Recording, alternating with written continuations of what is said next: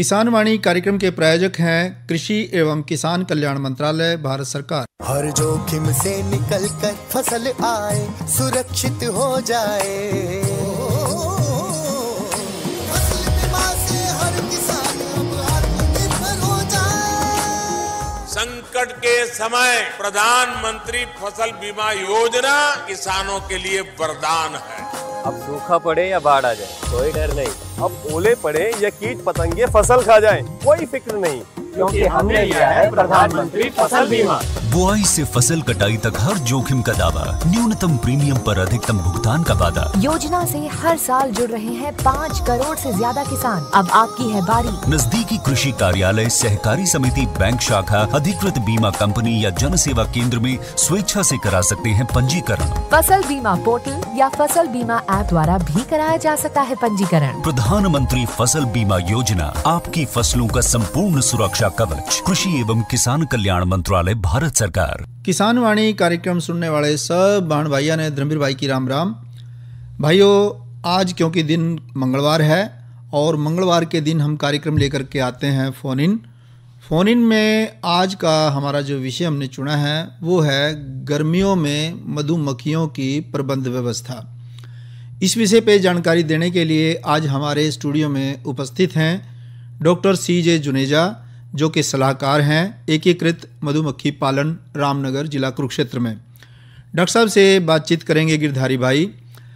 तो हम आप सभी श्रोताओं से अनुरोध करेंगे कि जिस किसी भी भाई के दिल में कोई भी किसी भी तरीके का सवाल है, किसी भी तरीके का कोई उनके अंदर दुविधा है मधुमक्खी पालन के संबंध में, तो वो बड़ी खुशी से फ़ोन कर सकते हैं हमारे स्टूडियो में, सीधे विशेषज्ञ से बातचीत कर सकते हैं और अपनी समस्या का निदान तुरंत मौके पे ही पा सकते हैं। हमारे स्टूडियो का फ़ोन नंबर है 221 322 221 322। जो भाई अपने मोबाइल फ़ोन से फ़ोन करेंगे या जिला कुरुक्षेत्र के बाहर से फ़ोन करेंगे तो उनको चाहिए कि इस फ़ोन नंबर से पहले कुरुक्षेत्र का STD कोड ज़रूर लगा लें। हमारे कुरुक्षेत्र का STD कोड है 01744। आइए सुनते हैं ये कार्यक्रम के सभी सुनने गिरधारी की राम राम। साथियों, दिन मंगलवार कार्यक्रम है किसानवाणी और इसमें आज फ़ोन इन में हम लेके आते हैं किसी भी विषय पे एक विशेषज्ञ से चर्चा। आज उस कड़ी में हमारे बीच हैं डॉक्टर CJ जुनेजा, जो हमसे चर्चा करेंगे कि गर्मियों के दिनों में जो मधुमक्खी है उनकी प्रबंध व्यवस्था कैसे कर सकते हैं। डॉक्टर साहब, आपका स्टूडियो में स्वागत है। जिस साथियों ने अपना रेडियो सेट देश से खोला है उनके लिए हम बता दें कि हमारा जो फ़ोन रहेगा, फ़ोन नंबर जो रहेगा, दूरभाष नंबर, संपर्क नंबर जो रहेगा वो रहेगा 221 322। जो साथी मोबाइल से या कुरुक्षेत्र से बाहर के हैं उनके लिए STD कोड लगाना आवश्यक होगा, जो है 01744, यानी 01744 221 322। डॉक्टर साहब, समय बदला है और समय बदलते के साथ लोगों ने मधुमक्खी पालन के महत्व को समझा है। एक समय इससे अनभिज्ञ थे लोग और इसको एक समय व्यतीत टाइम पास काम मान के चलते थे, लेकिन आज जो है मधुमक्खी पालन या शहद का कारोबार बहुत बढ़ गया है और अच्छा फल फूल रहा है। तो ऐसे में हम चर्चा करना चाहेंगे किस तरह से जो हमारे मधुमक्खी पालक हैं वो बेहतर आय से चले से कितनी अच्छी आय ले सके। तो उस कड़ी में एक तो मधुमक्खी की प्रबंध व्यवस्था है। हमारे किसान भाई सब जैसे जानते हैं कि आजकल गर्मी का मौसम शुरू हो चुका है जी। और इस समय जो फूल हैं, अभी सफेदे का फूल कुछ आ रहा है और जो लोग शहद भी इसका निकाल रहे हैं आजकल। इसके बाद गर्मी और बढ़ेगी जी, यानी ये समय अभी भी जो है मक्खियां जो है धूप के अंदर लोगों ने रखी हुई है, क्योंकि सर्दी के दिनों में हम मक्खियों के बक्से जो हैं धूप में रखते हैं, अधिक से अधिक धूप पड़े बक्सों के ऊपर और मक्खियां ज्यादा से ज्यादा काम कर सकें और आपका शहद ला सके। इसके बिल्कुल विपरीत अब गर्मी शुरू हो चुकी है और इस सफेदे के बाद हमारे किसान भाई जो हैं बक्सों का स्थानांतरण करेंगे, माइग्रेशन करेंगे और वो वहां पर ले जाएंगे जहां पर इसके फूल होंगे। और इस समय जो अप्रैल के अंदर जो शुरुआत है, ये फूल जो शुरू हो जाता है, ये सूरजमुखी का शुरू हो जाता है खास तो। डॉक्टर साहब, एक सवाल रहेगा। पहले तो जब सर्दियां थी हमने जो बक्से थे वो रखे थे धूप के अंदर, हाँ जी। अब जो गर्मियां आ गई हैं अब कहाँ रखने हैं? छाया में रखने हैं। अब छाया में रखने हैं। तो ये जैसे ही आप स्थानांतरण करेंगे यानी पहले हफ्ते में आप मक्खियों को वहां पर लेके जाएंगे, लेकिन उससे पहले आपने जगह का चुनाव करना बहुत ही जरूरी होता है जी। आप ये समझ लीजिए कि आपकी सक्सेस या फेलियर होता है, जो यानी सफलता या असफलता, ये डिपेंड करता है कि आपने जगह का चुनाव कैसे किया है।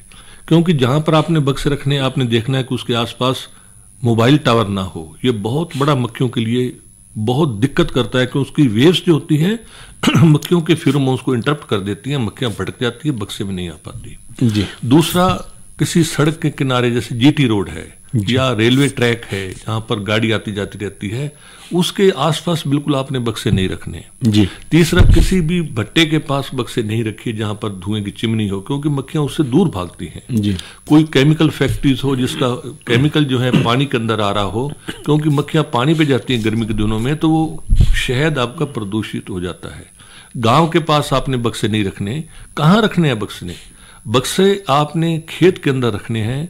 ये ध्यान रखें कि सड़क से कम 4-5 एकड़ दूर हो और पेड़ों की छाया के नीचे बक्से रखने हैं, क्योंकि आप जानते हैं कि मक्खियों के बक्से का जो तापमान होता है वो 34 से 35 डिग्री के बीच में रहता है जी। अगर गर्मी के दिनों में आम जो देखा गया है कि 40 डिग्री भी टेम्परेचर हो जाता है, अप्रैल में भी हो जाता है, 42-45 तक कई बार चला जाता है, तो मक्खियों की सबसे बड़ी दिक्कत होती है तापमान नियंत्रण करने के लिए। तो मक्खियां ज्यादातर जो है बाहर पानी लेके आती हैं, पंखों से हवा करती हैं, उसका तापमान कम होता है, यानी मक्खियों को बहुत मेहनत करनी पड़ती है।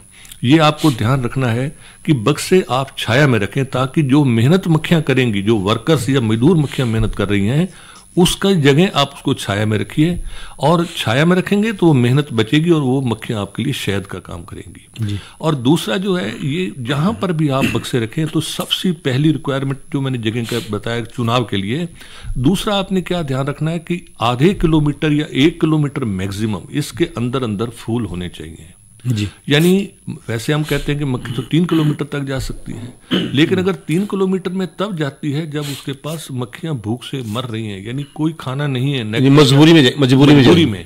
लेकिन जो 3 किलोमीटर मक्खी जाएगी वो वापस आएगी तो इतनी थक जाती है कि वो आपके लिए शहद नहीं इकट्ठा कर सकती, आप जिंदा रह सकती है, अपने बच्चों को फीड दे सकती है। इसलिए आधे से 1 किलोमीटर के अंदर फूल होना चाहिए। और तीसरी सबसे बड़ी रिक्वायरमेंट गर्मी के दिनों में कि पानी का प्रबंध बिल्कुल पास में होना चाहिए। आधे किलोमीटर से भी कम, हम जनरली हम कहते हैं कि जितना नज़दीक हो, लेकिन एक मैक्सिमम लिमिट हम कहते हैं कि आधे किलोमीटर से दूर तो बिल्कुल ही नहीं हो।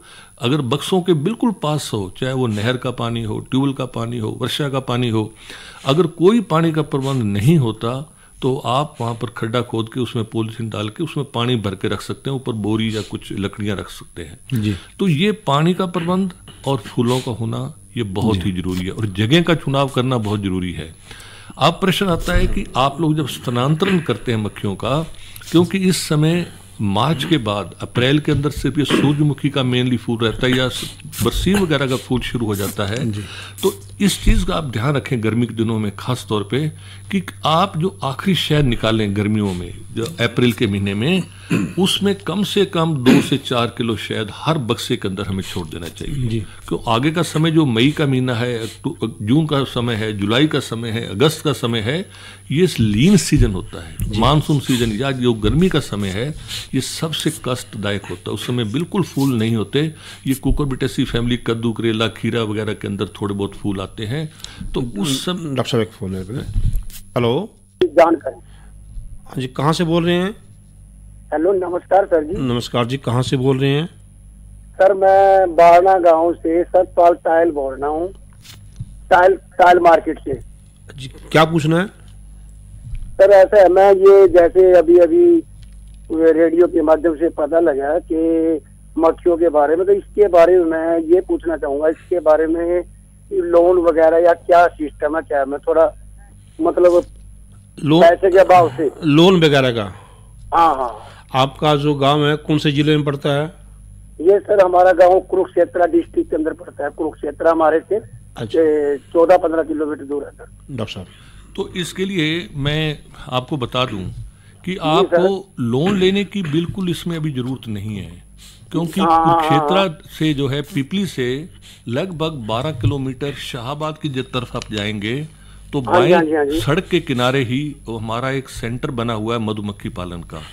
इंटीग्रेटेड, क्या नाम है सेंटर का sir? Integrated beekeeping development centre या एकीकृत मधुमक्खी पालन विकास केंद्र, यानी आप मधुमक्खी का सेंटर करके पूछ सकते हैं रामनगर में। और ये पूरे हिंदुस्तान के अंदर पहला और अभी तक का इकलौता सेंटर है। ठीक है सर, तो ये सेंटर फोन नंबर से पूछेंगे या वहाँ जाना पड़ेगा सर? मैं आपको ये बता रहा हूँ आपको कि आप अगर आप कुरुक्षेत्र जिले के रहने वाले हैं तो आप यहाँ के जिला उद्यान अधिकारी से संपर्क कर लीजिए और उसको ये कह दीजिए कि मैं इसका प्रशिक्षण लेना चाहता हूँ। आपको वहाँ सेंटर पे जाने की जरूरत नहीं है और हर महीने कम से कम 2 ट्रेनिंग प्रोग्राम होते हैं, तो वो आपको बता देंगे कि किस दिन आपकी ट्रेनिंग है, आप उसमें वहाँ चले जाइए। आपका किसी प्रकार का रहने का, खाने का या ट्यूशन फीस आपको 1 पैसा भी नहीं देना पड़ेगा।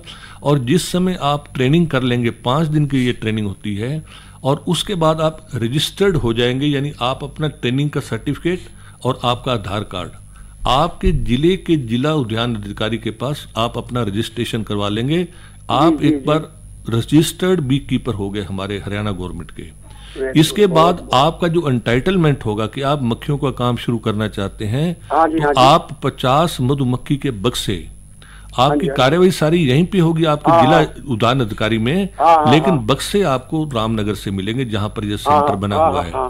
और उसमें जो है 85% तक अनुदान राशि है, यानी अगर 1 लाख रुपए के बक्से लेते हैं तो 15,000 आपको देने हैं। 85% जो है 85,000 रुपए वो भारत सरकार और राज्य सरकार वो वहन करती है।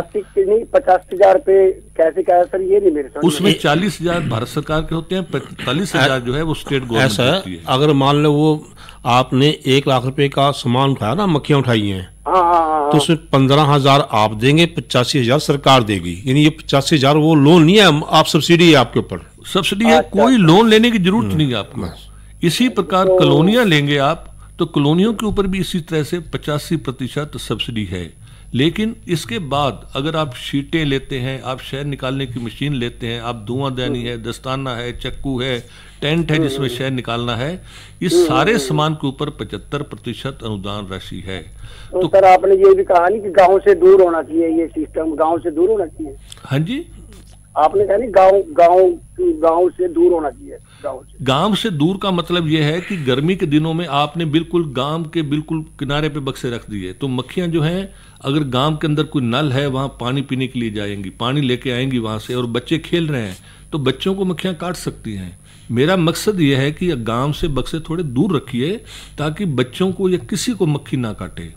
अच्छा। वैसे बिना वजह मक्खी नहीं काटती, तो मैंने इसलिए कहा था कि आप ऐसी जगह पे खेत में बक्से रखिए कि जीटी रोड से भी दूर हो, सड़क के किनारे से भी दूर हो, यानी ताकि गाड़ी वाड़ी जाती रहती है, मक्खियां टकरा के मर सकती हैं। तो कहीं पर भी आप अपने खेत में मक्खियों के बक्से रख सकते हैं और आप ट्रेनिंग ले लेंगे। ये आपको सब्सिडाइज रेट पे यानी 85% आपको अनुदान राशि है, आपको किसी प्रकार का लोन लेने की जरूरत नहीं है आज की तारीख में। ठीक है सर। हाँ जी, ठीक है। तो डॉक्टर साहब बात ये थी कि तो मैं बता रहा था कि मक्खियों का जो स्थानांतरण करना है, जगह का चुनाव हो गया, वहाँ क्या आपको जरूरत है। लेकिन जिस समय आप आखिरी शहद निकालेंगे तो आपने 2 से 4 किलो शहद हर बक्से में छोड़ देना है कि गर्मी के दिनों में मक्खियां उसका उपयोग करती हैं, क्योंकि मई जून के महीने में बिल्कुल फूल नहीं होते, ना के बराबर फूल होते हैं, ताकि मक्खियां उसका सदुपयोग कर सकें। लेकिन हमारे यहाँ देखा गया है कि लोग कहते हैं जी चीनी 35-40 रुपए किलो की उसको हम मक्खियों को पिला देंगे, लेकिन शहद जो है आजकल रॉ हनी जो 2 साल पहले 65 से 70 रुपए किलो बिकता था फार्मर का, आज 150 रुपए किलो का बिक रहा है कोरोना के कारण, क्योंकि इम्यूनिटी ज्यादा है इसमें, बहुत अच्छा है। और इसका यूज भी जो है 2.5 से 3 गुना इस समय पूरे कंट्री के अंदर बढ़ गया है शहद का। तो अब लोगों को इसकी उपयोगिता पता लगी है कि इसके क्या महत्व है। और उस समय जब आप माइग्रेशन करते हैं, एक चीज का आपने ध्यान रखना है कि मक्खियों को आप रात के समय ही माइग्रेट कीजिए। यानी अब गर्मी का समय है, हर फार्मर वो बक्से धूप से उठा के अब छाया के अंदर ले जाएगा। इस चीज का ध्यान रखना है कि मक्खियों के मरने का सबसे बड़ा कारण माइग्रेशन में सफोकेशन होता है कि सांस घुटने से मक्खियां मर जाती हैं। इसलिए जब आप रात को, दिन में आप जो है सारी पैकिंग कर दीजिए, सिर्फ उसका मुंह जो है जहाँ से प्रवेश या निकासी द्वार होता है, मक्खियाँ अंदर बाहर निकल रही हैं, उसको छोड़ के बाकी सारा बक्सा पैक कर दीजिए। जैसे अंधेरा होए, आप जैसे मक्खी अंदर चलेगी या धुएं से जो मक्खी अंदर चली जाएगी, उसके आगे जाली लगा दीजिए। लोग क्या करते हैं, मिट्टी से बंद कर देते हैं, गोबर या मिट्टी से उसका मुंह बंद कर देते हैं। ये ठीक नहीं है किसान को, मक्खियों के लिए, क्योंकि ऊपर अंदर का ढक्कन है, उसमें भी जाली है, हवा ऊपर जा सकती है, लेकिन नीचे भी जो एंट्रेंस गेट है या प्रवेश या निकासी द्वार जो होता है, वहां पर भी जाली लगानी चाहिए ताकि आवागमन हवा का बना रहे। और इस चीज का ध्यान रखें कि जो बक्से का प्रवेश द्वार या निकासी द्वार कहते हैं, वो इंजन की तरफ हो, यानी आगे की तरफ हो, दूसरी तरफ नहीं होना चाहिए कि अगर झटका लगे तो फ्रेम टूट सकते हैं उसके अंदर। और जब माइग्रेशन करें, जिस समय आपने अंधेरा हुआ, आपने गाड़ी के अंदर बक्से लोड किए, आखिरी बक्सा लोड होते ही 1 मिनट के अंदर गाड़ी स्टार्ट हो जानी चाहिए। ये नहीं कि आप उस समय खाना खाने लगे कि गाड़ी की लोडिंग हो चुकी है, अब हम खाना खा के फिर चलेंगे, तो मक्खियों में सफोकेशन हो जाता है, दम घुटने से, हवा की कमी के कारण मक्खियां मर जाती हैं। इसलिए जैसे ही आपकी गाड़ी लोड हो, आप गाड़ी को चला दीजिए। लेकिन आपने जगह का सिलेक्शन पहले कर रखा है, वो बहुत जरूरी है। वहां पर अगर 4-5 घंटे का सफर है, 6 घंटे का सफर है, तो रास्ते में आपको बिल्कुल नहीं रुकना चाहिए। अगर लंबा सफर है 8-10 घंटे का, तो रास्ते में 10-15 मिनट के लिए चाय वगैरह के लिए रुक सकते हैं। बाकी खाना नहीं खा सकते, नहीं खाना चाहिए, क्योंकि मक्खियों को आपने सेव करना है जी। और रात्रि के समय चाहे आप सुबह 3 बजे पहुंचे वहां पर, तो ये नहीं है कि अब 1-2 घंटे के बाद रोशनी हो जाएगी तब हम बक्से की डीलोडिंग करेंगे, यानी बक्से उतारेंगे। आपने जैसे ही वहां पहुंचे, आप बक्से उतार के उनका एंट्रेंस गेट जो है, प्रवेश द्वार या निकासी द्वार जो है, वहां से जाली को खोल देना आप जी। उसके बाद आप सारा दिन फ्री हैं, सोइए, कहीं भी जाइए। पहले दिन आपने कुछ नहीं करना, बक्से को खोल के देखना भी नहीं है, क्योंकि मक्खियां बहुत इरिटेट होती हैं, गुस्से में होती हैं कि उनको माइग्रेशन हुआ है। तो इसलिए जो है आपने इस चीज का ध्यान रखना है कि आपने पहले दिन बक्से को ना देख के दूसरे दिन फिर बक्से को देखना है कि कोई छत्ता तो नहीं टूट गया, कोई फ्रेम तो ऐसा नहीं है गिर गया नीचे, तो वो फिर आप दूसरे दिन बक्से की सफाई भी कर सकते हैं। लेकिन आपने जगह का चुनाव और बक्से को जैसे पहुंचते हैं वहीं पे बक्से को आपने देखना है। तीसरा एक प्रश्न था कि क्या मोमी कीड़े का प्रकोप भी कहीं हो सकता है, या ऐसा है कि गर्मी के दिनों में, अभी आप देखिए कि जो मार्च का महीना होता है हमारे पूरा फ्लो रहता है। अभी सफेदे का फूल है, कहीं की ये इसका सरसों भी है, कहीं पर दूसरे भी फूल खिले हुए हैं जी। लेकिन जैसे जैसे सीजन, आजकल मक्खियां क्या है 2-2 हज़ार अंडा दे रही हैं इस समय, तापमान बहुत अनुकूल है। लेकिन जैसे गर्मी का मौसम आएगा अप्रैल ऑनवर्ड्स, तो रानी मक्खी जो है, क्योंकि फूल कम हो जाएंगे, तो रानी मक्खी अंडे देना कम कर देती है। क्योंकि मक्खियों के अंदर रानी मक्खी इतनी इंटेलिजेंट है कि कोई भी मधुमक्खी भूख से नहीं मरती जी। इसका मतलब कि रानी मक्खी के अंदर ये प्रेरोगेटिव पावर है, वो डिटरमिन करती है कि बाहर कितना फूलों का नेक्टर यानी रस मकरंद आ रहा है या कितना पराग आ रहा है, उसके हिसाब से वो अंडे देती है। अगर आजकल कोई कमी नहीं है फूल के अंदर, उसमें नेक्टर भी आ रहा है, पराग भी आ रहा है, तो ये 1500 से 2000 अंडा रोज दे रही है। लेकिन गर्मी के दिनों में अंडे देने की क्षमता कम हो जाएगी, क्योंकि बाहर से नेक्टर नहीं आ रहा। तो मान लिया आपके पास 1 लाख मक्खी या 10 फ्रेम पे बैठी हुई है और अंडा कम दे रही है मक्खी, और मरने का दर वही है, तो मक्खी जो है 90,000 हो गई। तो उसका मतलब ये नहीं कि वो 10 फ्रेम पे बैठेंगी, 1 फ्रेम खाली छोड़ देंगी। अगर उस खाली फ्रेम को आप बाहर निकाल के प्रिजर्व नहीं करेंगे, उसका परिरक्षण नहीं करेंगे, तो जो मोमी कीड़ा होता है, इसका प्रकोप गर्मी के एंड में, जून में, जुलाई, अगस्त में सबसे ज़्यादा होता है। ये तलाश में रहता है, क्योंकि उसका जो खाना क्या है, मोम। वो तितली एक प्रकार से, वैक्स माउथ बोलते हैं, जैसे तितली होती है, तो एंट्रेंस गेट से अंदर जाएगी, जहाँ गंदगी होगी अंडे देगी, अंडे से कैटरपिलर लार्वा बन जाएंगे और छत्ते को पूरा नष्ट कर देंगे। आपका फ्रेम 20 रुपए का, शीट 20 रुपए की, जब छत्ता बन गया उसकी कीमत 100 से 150 रुपए है। तो आपने मोमी कीड़े से फ्रेमों को बचाना है। जो भी अगर 100 बक्से हैं और 1-1 या 2-2 फ्रेम, उसमें 1 फ्रेम ऑन एवरेज अगर बच गया उसके अंदर, अगर परिरक्षण नहीं करेंगे, मतलब आपने 10,000 रुपये का नुकसान 1 हफ्ते में हो गया। इसलिए ये ध्यान रखना है कि जितने फ्रेम मक्खियों के हैं, चाहे उसमें 7 फ्रेम है, चाहे 9 फ्रेम है, चाहे 8 फ्रेम है, वो मक्खियों से भरे हुए होने चाहिए। अगर 1 भी फ्रेम खाली है, 2 फ्रेम खाली हैं, उसी समय उसको निकाल के पॉलीथीन के अंदर उसमें डाल के सल्फास की टैबलेट, आजकल पाउडर की वो आती है, उसको भी आप खोल के डाल सकते हैं और मुंह बंद कर दीजिए पॉलीथीन का। तो आपका ये प्रिडक्शन हो जाएगा कि आपका फ्रेम बिल्कुल सुरक्षित है। जिस समय फिर सीजन शुरू होगा सितंबर के अंदर, तो आप इसको छाया में सुखा के थोड़ा बाहर निकाल दीजिए, पेड़ के नीचे छाया में रहने दीजिए, अगले दिन उसको आप लगा सकते हैं। तो आपने मोमी कीड़े से जो प्रकोप होता है सबसे ज़्यादा इसका मानसून सीजन में होता है, लेकिन गर्मियों में भी हो जाता है, जून के महीने में भी। और एक चीज़ का और भी ध्यान, जैसे मैंने आपको बताया कि आप ये ध्यान रखें कि 2 से 4 किलो शहद छोड़ देना चाहिए, लेकिन लालचवश लोग शहद निकाल लेते हैं। तो मक्खियाँ क्या करें, बाहर से नेक्टर नहीं आ रहा, पराग नहीं आ रहा, तो आपने ये इंश्योर करना है कि उसको फीडिंग करना है। आपने गर्मी के दिनों में खास तौर पे आपके बक्सों के अंदर फीड देना, ये उसकी रिक्वायरमेंट है, मक्खियों की ज़रूरत है उसकी। अगर फीड नहीं देंगे तो मक्खी भूख से मरेगी। वैसे नेचुरल कंडीशन में कभी मक्खी भूख से नहीं मरती, लेकिन अगर मरती है तो उसकी रिस्पॉन्सिबिलिटी हमारी है, जिम्मेवारी हमारी होती है, क्योंकि जो मार्च के जिस समय बसंत ऋतु होता है, मक्खियाँ बहुत ज़्यादा शहद इकट्ठा करती हैं। वो शहद को जब छत्ते में भर देती हैं तो मोम से कैपिंग कर देती हैं। वो इसलिए कैपिंग करती हैं कि इमरजेंसी में, सर्दी गर्मी में या बारिश के दिनों में वो अपने बच्चों को फीड कर सके। लेकिन हम जो है चोरी करके शहद को निकाल लेते हैं। तो इस समय हमें उसका अल्टरनेट हम लोग चीनी की चाशनी पिलाते हैं। तो चीनी की चाशनी भी जो हम पिलाएंगे तो वो 1:1 की रेशियो में, अगर आपके पास 100 बक्सा है और 1 लीटर की चाशनी आपने देनी है, तो ये ध्यान रखें कि उसमें 50 किलो चीनी 50 लीटर पानी के अंदर आपने घोल लेना है उसको। और उसके बाद जो उसका सोल्यूशन बने, कच्चा आपने पानी मक्खियों को नहीं पिलाना, चीनी की चाशनी। उसको कोशिश कीजिए कि 1 या 2 बार उबाल लीजिए, ताकि उसको हाथ से अगर उसको थोड़ा टच करेंगे तो 1 या 2 तार की चाशनी बन जाए। उसके बाद उसको आप पॉलीथीन के लिफाफों में भर सकते हैं। और रात्रि के समय अगर आपने 1 लीटर चीनी की चाशनी डालनी है तो आपका लिफाफा 4 किलो का होना चाहिए, और रात को आप चीनी की चाशनी दे सकते हैं। जिन साथियों ने अपना रेडियो देर से खोला है उनको बता दें कि आज का जो हमारा बातचीत का विषय है गर्मियों के मौसम में जो मधुमक्खियों की प्रबंध व्यवस्था, और बातचीत में हिस्सा ले रहे हैं डॉक्टर सीजे जुनेजा। हमारा फ़ोन नंबर जो है वो है 01744 201 322। जो साथी कुरुक्षेत्र से बाहर किया मोबाइल से, उनके लिए STD कोड लगाना आवश्यक है। बाकी साथी जो है सीधा फ़ोन कर सकते हैं। फ़ोन नंबर एक बार बता दें 201 322। जी डॉक्टर साहब।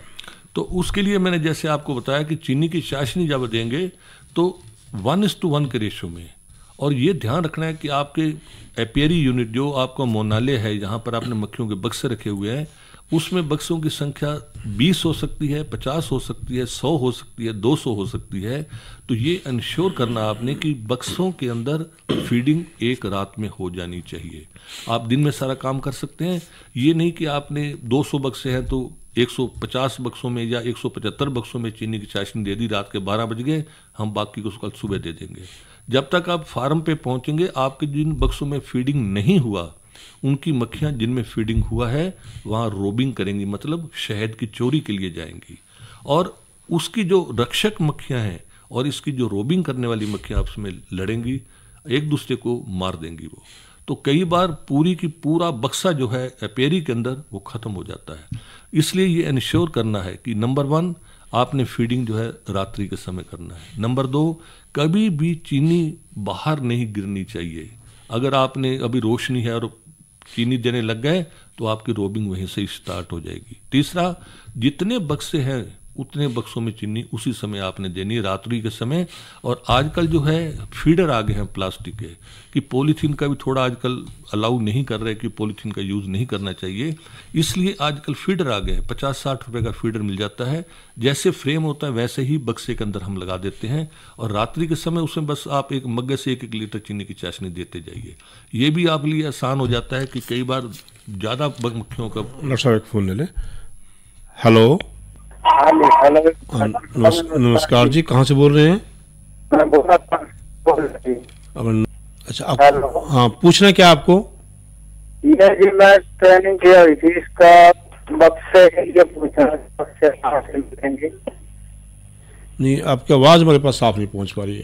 हाँ जी, थोड़ा फोन को मुंह से हटाओ फिर बोलो।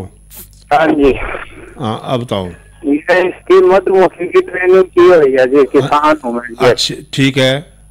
हाँ जी, तो ये पूछना था जी, इसकी बक्से कहाँ से लेना चाहेंगे? अच्छा, ऐसा है कि आप जिस जिले के रहने वाले हैं आप उस जिले के जिला उद्यान अधिकारी, जो बागवानी विभाग का दफ्तर होता है, आप वहां पर उनसे मिलिए, उनको कहिए कि मेरे को 50 मधुमक्खी के बक्से चाहिए, क्योंकि जिस समय आप ट्रेनिंग ले लेते हैं आप हमारे फार्मर्स, हमारे जो गवर्नमेंट ऑफ हरियाणा के रजिस्टर्ड बी कीपर हो गए अब आपको सारी, हाँ जी, आपने अपनी रिक्वायरमेंट वहीं पे देनी है जिस जिले के आप रहने वाले हैं। वो जो इंफॉर्मेशन है सीधी हमारे सेंटर IBDC रामनगर, जो रामनगर में ट्रेनिंग सेंटर बना हुआ है, जो पूरे हरियाणा का एक ही सेंटर है, वो पूरे मतलब उसके अंदर हमारे पास इंफॉर्मेशन आ जाती है। वहां पर जो है साल भर मधुमक्खी के बक्से बनते हैं, लकड़ी कैल की यूज हम करते हैं और सबसे अच्छी किस्म के ISI स्टैंडर्ड के जिसको हम कहते हैं वो बक्से बनते हैं। तो जिस दिन आपका नंबर आएगा आपको इंफॉर्मेशन आपको मिल जाएगी, आप वहां से बक्से की डिलीवरी जो है आपको रामनगर से मिलेगी। ट्रेनिंग नहीं, आपने ट्रेनिंग करनाल से की, कृषि विज्ञान केंद्र करनाल से। हाँ जी, बिल्कुल ठीक है। आपका वो जो कृषि विज्ञान केंद्र NDRI करनाल से जो ट्रेनिंग है वो सर्टिफिकेट बिल्कुल वैलिड है। आप अब जो है वहाँ के जिला उद्यान अधिकारी जो बलड़ी बाईपास है वहां पर इसका सेंटर है, वहां पर आप जाइए, वहां पर रजिस्ट्रेशन करवाइए कि मैं ट्रेनिंग कर चुका हूं, आपका आधार कार्ड और ट्रेनिंग के सर्टिफिकेट लेके जाइए, तो आपका वहां पर रजिस्ट्रेशन हो जाएगा।